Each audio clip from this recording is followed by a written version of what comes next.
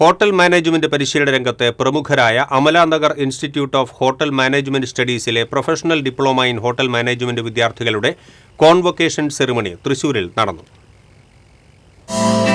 Chef Nalan Shine 23ാമത് annual convocation ceremony ഉദ്ഘാടനം ചെയ്തു.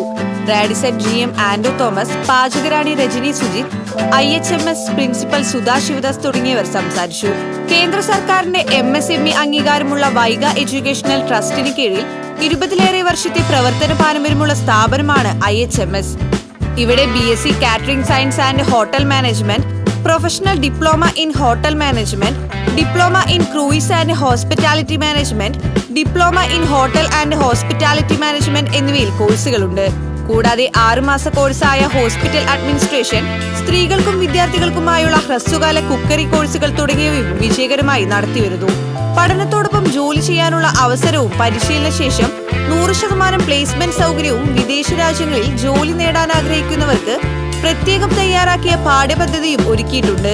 കൂടുതൽ വിവരങ്ങൾക്കായി 9526855319, 9747800264 എന്നീ നമ്പറിൽ ബന്ധപ്പെടുക.